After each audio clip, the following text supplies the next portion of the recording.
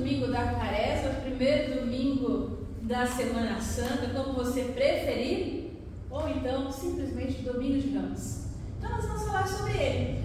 Eu convido você a abrir sua Bíblia no Evangelho de João, capítulo 12.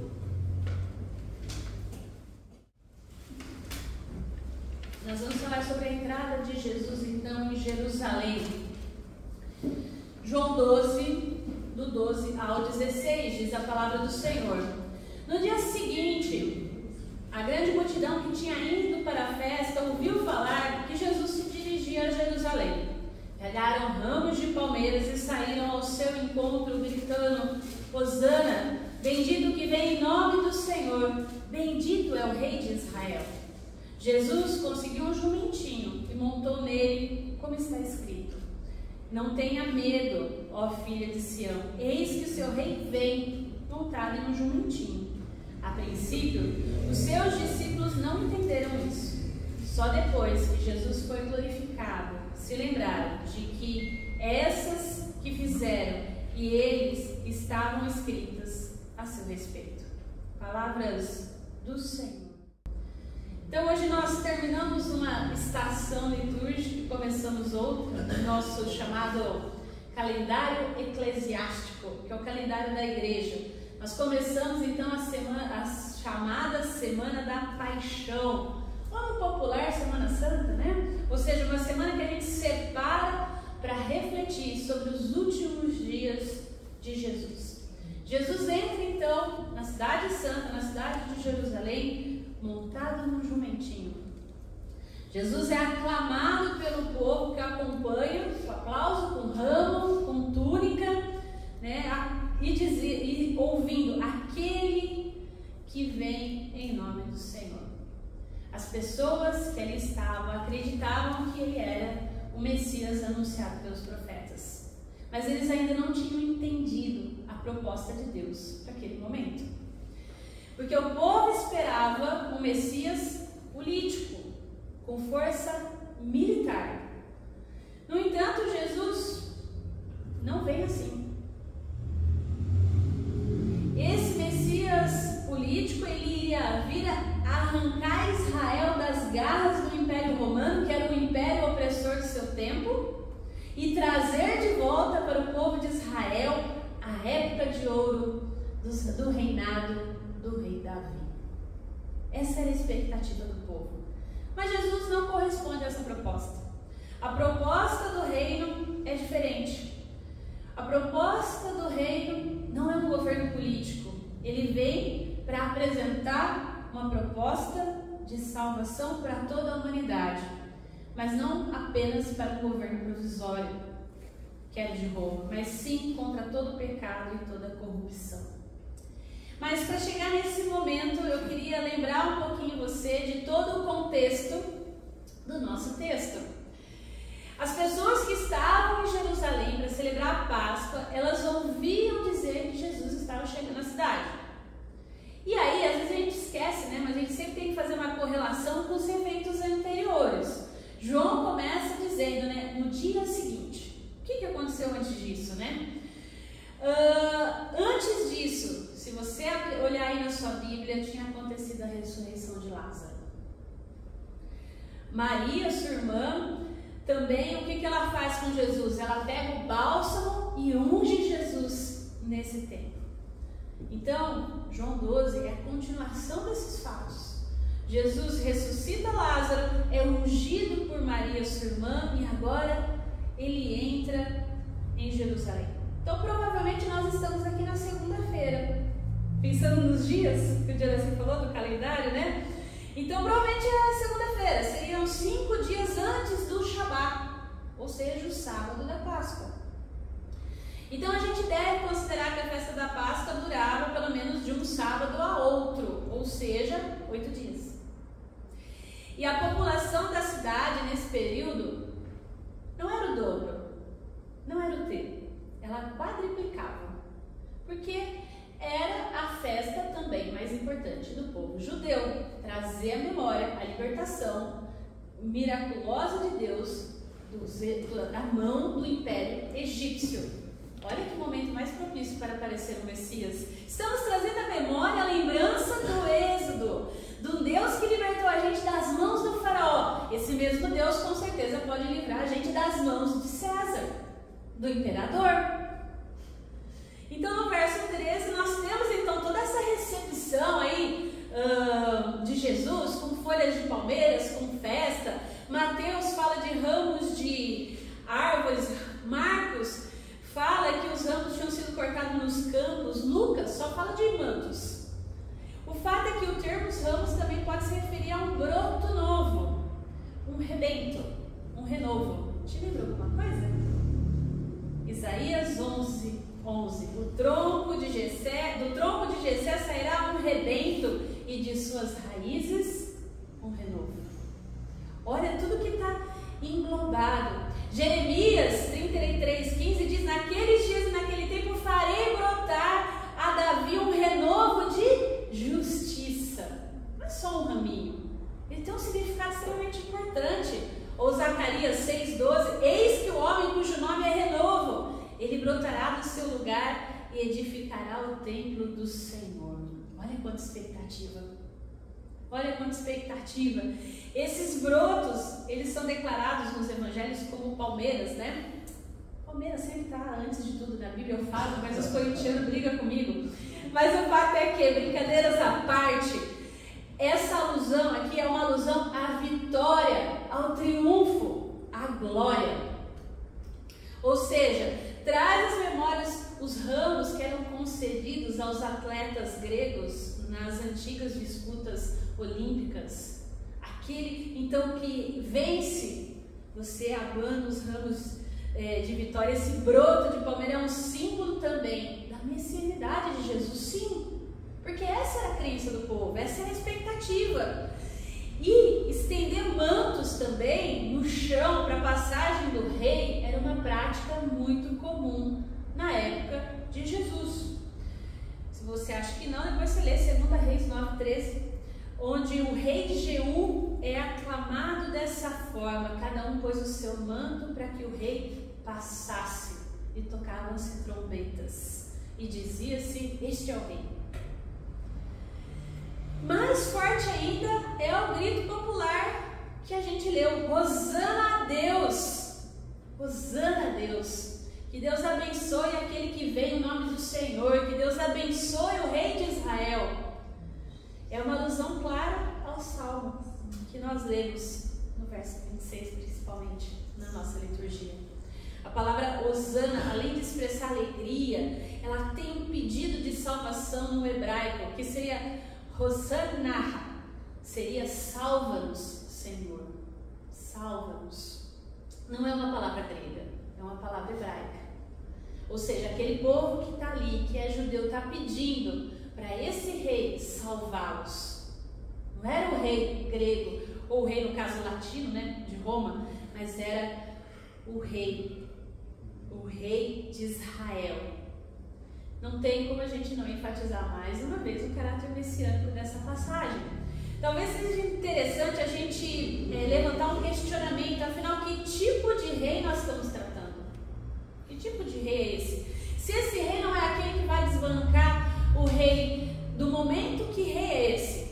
Os versos 14 e 15 vão tratar rapidamente da montaria de Jesus. Aqui João ele é econômico, né, nas palavras do jumentinho, porque nos outros evangelhos a gente vê mais energia nessa narrativa, principalmente nessa parte. João ele vai direto ao ponto. O que ele quer dizer aqui, ó, que a montaria ela tem a ver com o que nos diz o verso 15: povo de Jerusalém, não tenham medo, veja aí, vem o seu rei montado no jumentinho, que é claramente uma referência a Zacarias 9:9. Mas afinal, por que um jumentinho?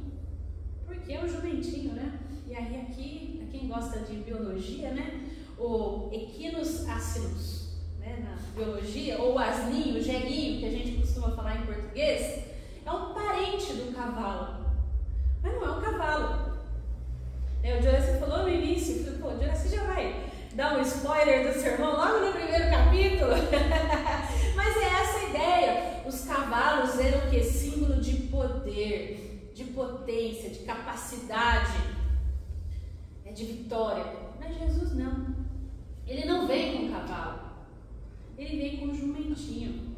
E o jumentinho é um animal operário. É um animal que é para levar carga. Que é para fazer o serviço pesado. Não é para demonstrar poder, não é para demonstrar glória, não é nada disso. Porque assim, o jumentinho, ele é capaz de subir terrenos íngremes sem derrubar o que está em cima dele. O cavalo não dá conta de fazer isso. Então, é algo assim interessante na história bíblica, porque a história bíblica vai falar, por exemplo, quem usa um jumentinho. Eu sei que você lembrou de Balaão, mas antes dele, Abraão também, lá em Êxodo 22:3. Ou seja, um jumentinho era parte da família do povo humilde. Né? Cavalo, só tinha cavalo quem tinha dinheiro para comprar cavalo, que era caro, ainda é caro, diga-se de passagem, né? Quem gosta de esporte sabe que assim, a montaria é um dos esportes mais caros ainda hoje. Né? Então, o povo pobre, humilde, usava um jumentinho para carga, para o trabalho. E olha só, o rei do povo, comprometido com a justiça, esse rei messiânico do Primeiro Testamento, tão prometido, vem num jumentinho. E o versículo 16 aponta para a descrição do reino desse rei, então, que vem num jumentinho pronto para servir e não para ser servido. E aí nem os discípulos entendem, sabe aquela bugada? Porque como assim? Essa concepção de pedra de tropeço da igreja cristã, em tantos momentos da história, deixa a gente meio complicado. Porque como a gente vai adorar, então, um Deus que é pedra de tropeço? E como a gente estudou hoje em Apocalipse, o Evangelho vem, então, para confundir, para trazer guerra, para trazer espada, para trazer fome. Como é que é tudo isso? E aí é um desafio para a gente se manter na palavra e se manter lembrando disso todos os dias. Porque vivemos tempos onde ser evangélico significa ser próspero, ter dinheiro, ser feliz. E não é essa a promessa do rei que nós seguimos. Isso é muito sério. O caminho da cruz é um caminho para a humildade. Jesus é um rei humilde, que nos convida à humildade. E aí a gente não pode esquecer que esse rei, então, que entra no jumentinho de forma humilde, ele vai traçar um caminho ao longo dessa semana de dor, de sofrimento, de serviço. É um convite para nós pensarmos e lembrarmos que o caminho de Jesus é um caminho de cruz. O caminho da cruz é um caminho para a humildade. E sobre isso eu queria fazer 3 considerações na nossa mensagem de hoje. O jumentinho faz diferença sim. A escolha de Jesus diz coerentemente que tipo de rei ele é. E com tudo que viveu e ensinou para os seus discípulos. Não é uma escolha simples, não era o que tinha. Era uma escolha proposital. Nós precisamos aprender com ele a nos humilharmos. Encarar o momento de dor e do sofrimento que nós estamos passando, seja ele por questões pessoais, sejam eles por doença, seja ele pelo contexto do mundo, seja pelo contexto pós-pandemia, contexto econômico, contexto de relações líquidas que se desfacelam. Nós precisamos olhar para toda a nossa falta de estrutura, de saúde, de administração pública, de tantas coisas que a gente vive e que nos causa assim, raiva, indignação. Olhar para tudo isso,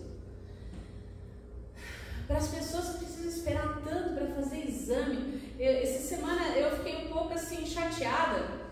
Eu levei a Nayara Gidel, ela tinha um exame para fazer, aí ela mostrou o exame, fazia 1 ano que ela estava esperando o exame, que ela foi chamada para fazer. E no dia que ela foi chamada no emprego dela, faltou um monte de gente, ela terminou a endoscopia e voltou a trabalhar. Essa é a condição da maioria de nós. Ou então tem que deixar o salário para pagar um exame. Ou então tem que deixar o salário para poder como diria o outro, vender o almoço para pagar a janta. Quantas necessidades nós não passamos, seja ela de ordem de saúde, financeira, de pessoas que nós amamos, que nós queríamos ver bem, mas que a pessoa não escuta, não fala. Olha, todas essas situações, nós precisamos olhar para a figura de um autêntico rei que se identifica conosco, que é humilde e que sabe o que a gente passa, porque ele passou por tudo isso. Não é se fazer de humilde, é ser humilde, é viver a dor do outro, e isso não está na moda.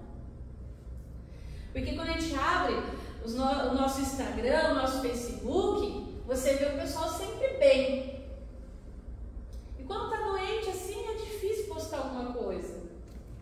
É o tempo da felicidade, tudo bem, você tem que ostentar, é a palavra da vez, né? Mas o convite de Deus, qual é? Para a humildade.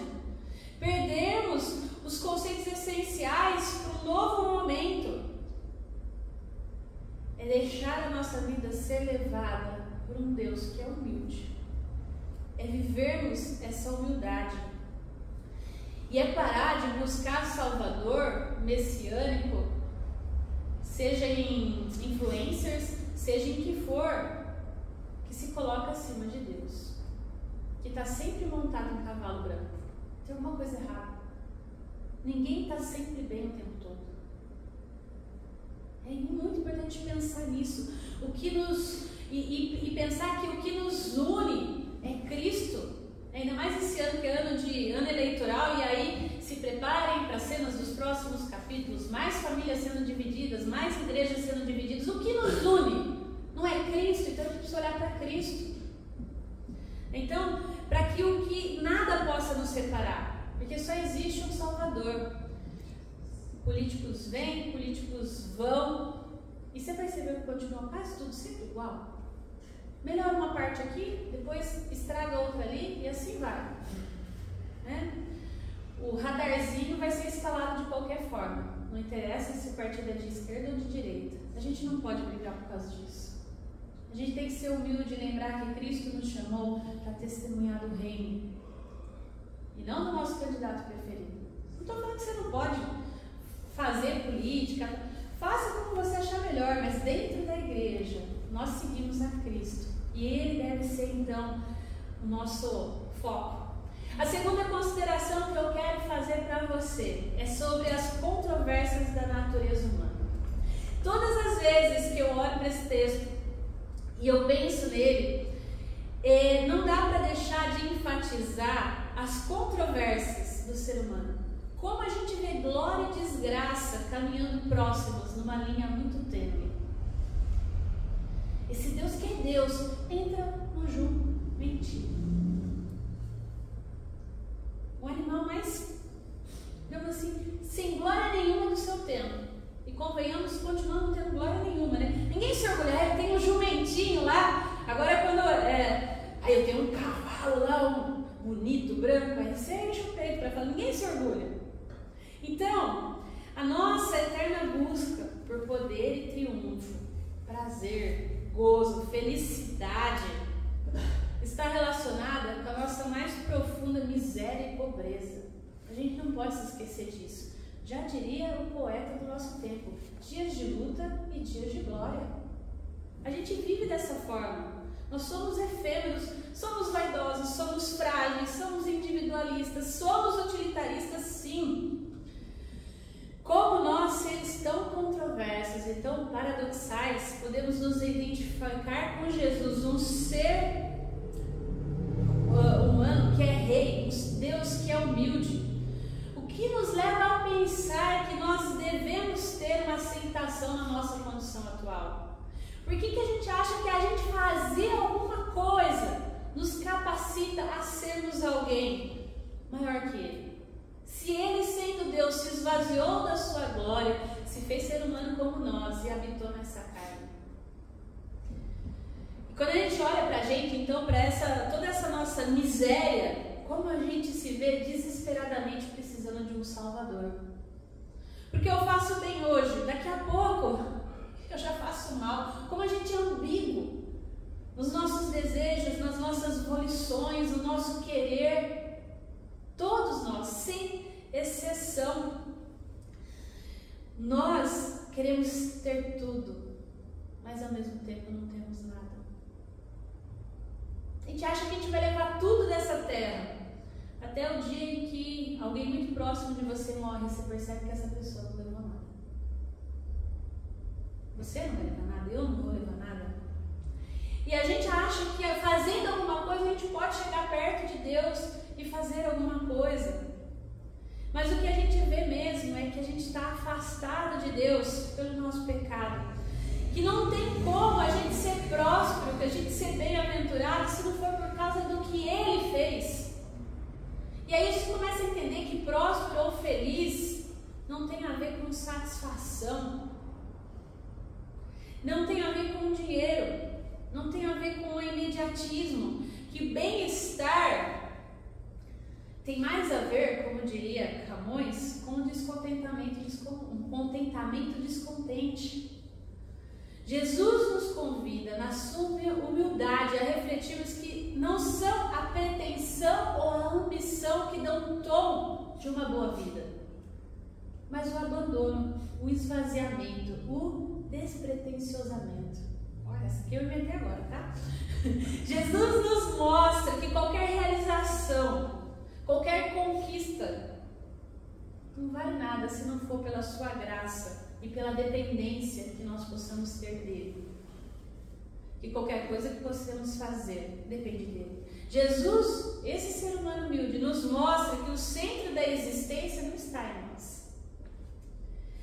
Que qualquer vitória que a gente possa ter aqui e agora é pouca perto dele. Que se nós somos felizes não é pelo que a gente tem, nem pelo que a gente busca, mas que é pelo meio gradativo de desprendimento de uma vida simples depositada nele. É Ele quem vai nos dar satisfação. É viver uma vida dia a dia guiada pelo sopro do Espírito, que vai preenchendo os nossos vazios, que vai preenchendo as nossas dores, que vai nos dando fortaleza para enfrentar as nossas dificuldades. Jesus nos ensina que entre perdedores e ganhadores, aqueles que perdem serão consolados, com a esperança de encontrar alguma vantagem na desvantagem. E aqui eu deixo a última consideração. Não podemos nos esquecer da esperança. Esse texto nos traz esperança. O texto de João aponta para o sofrimento de Jesus, que é o que vai acontecer no capítulo 11, no capítulo 12. João gasta muito nesses próximos versos, nos últimos discursos de Jesus. Aquela oração sacerdotal que assim, toca o nosso coração. Como Jesus vai se despedindo dos seus amigos. E aí eu convido você ao longo dessa semana a ler esses capítulos. O capítulo 11, o capítulo 12 de João, que vai levar a gente rumo à Páscoa. O fato é que Jesus montado no jumentinho nos enche de esperança. Se você não consegue ver isso, eu queria te desafiar a ver isso. Porque acima de tudo, nos chama a viver em comunidade. Uma comunidade que é construída com base na humildade, da consciência da nossa contradição. E que diz que esse Jesus que entrou em Jerusalém para o jumentinho, que foi para a cruz, que morreu, também ressuscitou. E que a palavra diz que ele ressuscitou, esteve com seus discípulos, formando então a comunidade de fé, para que essa comunidade testemunhasse de forma sacramental quem ele é, de forma sociológica quem ele é. Então, quando nós unimos como igreja, nós trazemos toda vez isso à memória. E esse Jesus ascendeu aos céus, e nós cantamos, né? Digno é o Cordeiro que foi morto, mas que ressuscitou, e que ascendeu aos céus, e que foi coroado, e que é o Rei dos Reis, que é o Senhor dos Senhores. Esse Jesus montado no jumentinho precisa nos trazer essa esperança de que toda dor é por enquanto, que todo sofrimento vai passar, porque Ele nos diz que Ele é o garantidor de que vai passar. E nós, como igreja, vivemos a missão da natureza ao qual nós somos chamados, ser sinal e instrumento de unidade para a humanidade. E convenhamos, como isso é difícil. Não é fácil. Essa missão ela tem como finalidade dar a conhecer a como Filho de Deus, com Jesus Cristo homem, é esse Jesus que entrou na história para redimir a história. E que diz que nós estamos em comunhão com Ele. E aí aqui eu queria deixar uma frase do Eugene Peterson. A comunhão em Cristo e com Cristo se reflete na comunhão que nós temos uns com os outros. Essa humildade, essa consciência de paradoxidade realmente nos leva à convivência pacífica, entendendo que nós somos a comunidade de pessoas que não devem ser centradas em si mesmas, porque o nosso Deus não é centrado em si mesmo. Ele poderia ter ficado lá, né, na Trindade, Deus, Pai, Filho e Espírito Santo por toda a eternidade, né? Mas não, Jesus vem e se faz ser humano como nós para que a gente pudesse vivenciar isso. Então uma comunidade espelhada nesse rei do jumentinho é, acima de tudo, uma comunidade fraterna, solidária, que busca o bem comum, que está conectada com esse rei humilde e que prega e vive essa esperança todo dia, que traz à memória o motivo da sua esperança, de um rei que viveu, morreu e ressuscitou e que promete voltar para quê? Para nos purificar, para nos tornar santos como Ele é santo. E como comunidade de fé nós podemos dizer: viva o rei do jumentinho. Que bom que Ele entrou no jumentinho, que bom que Ele nos ensina tudo isso. A multidão que aclamou Jesus como aquele que vinha restaurar, instaurar o reino de Davi, esperava mais. Esperava mais. Certamente os discípulos esperavam mais. É só isso? A hora que acabou. Sabe aquela decepção? Às vezes nós esperamos mais de Deus. É só isso mesmo? Um reino, um jumentinho. A nossa sede por justiça, por mudança, nos deixa inquietos, nos deixa ansiosos. Deus, é só isso? Eu e você também, tal qual aquela multidão, ainda queremos ver sinais espetaculares. A gente quer ver Deus manifestando poder e força, botando esse povo no chinelo, esse povo que é descrente. Tem que matar mesmo, mas a gente já entra na vibe, né? A gente quer ver tudo isso, mas não é para isso que Deus veio. Muitas vezes, as coisas que vêm de Deus não acontecem do jeito que a gente espera. Quase sempre, né? Nós ficamos esperando coisas extraordinárias de Deus. E na nossa dificuldade, a gente sempre se pergunta: por que eu estou passando por isso? Cadê esse Deus vitorioso que diz que a sua igreja é vitoriosa? Não vai vir sobre todas essas questões e transformar todas as coisas? E aí eu lembro de C.S. Lewis, nas Crônicas de Nárnia, na viagem do Peregrino da Alvorada. Dificuldades preparam pessoas comuns para destinos extraordinários. Várias pessoas ficam e ainda vão ficar decepcionadas com Jesus. Nós, quando nós enfrentamos as dificuldades da vida e não acontecem grandes coisas, ficamos igual esse povo lá em Jerusalém. E esquecemos que Jesus não entrou em Jerusalém para ser entronado, mas sim para ir para a cruz. Ele foi aclamado como rei, mas ele não foi coroado no final. Ele foi para a cruz. Ele morreu. A gente não pode se esquecer da cruz. Muitas vezes nós esperamos o agir de Deus de forma triunfante, num piscar de olhos, resolvendo os nossos problemas de forma miraculosa. A entrada de Jesus em Jerusalém parece triunfalista, mas na verdade ela não foi nada triunfal. Ela foi humilde, ela foi sofrida, porque Jesus sabia o que estava aguardando por ele. Ele sabia. Jesus não entrou num cavalo branco com um exército atrás dele. Ele não entrou para desbancar as forças do império do seu tempo. Ele entrou para levar os nossos pecados na cruz. Ele entrou para morrer. Ele atravessa a multidão no jumentinho para desbancar um inimigo muito pior que o Império Romano. Para desbancar a morte. Para desbancar o seu jugo sobre a humanidade. É para isso que ele entra em Jerusalém. Para desfazer as controvérsias do ser humano, para desfazer a nossa ambiguidade, para nos dar esperança. É para Era isso que ele entra em Jerusalém. Por fim, eu gostaria de deixar algumas perguntas para você refletir ao longo dessa semana santa, dessa semana da paixão. Com que expectativa nós vamos ao encontro de Deus? Igual essa multidão? O que nós esperamos de Deus para a nossa vida? Um grande milagre para solucionar os nossos problemas de relacionamento, de saúde, de emprego, de dinheiro? Jesus não se entrega à euforia do povo. Seria muito fácil. Ele tinha poder para isso? Tinha. Na sua humildade, ele mostra que o olhar de Deus está voltado mais para quem sofre, para o seu sofrimento. O povo ainda se encontrava escravizado, mas o povo não se dava conta disso. Ele estava escravizado pela morte, pelos sinais de morte, e a morte de Jesus na cruz leva a arrependimento, a mudança de vida, a vida verdadeira, a vida eterna.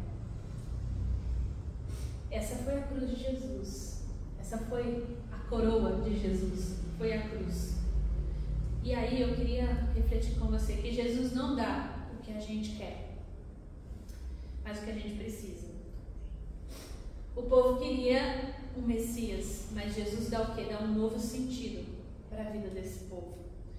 Deus nos chamou para vivermos a santidade. Ele não chamou a gente para ser feliz, como muita gente prega.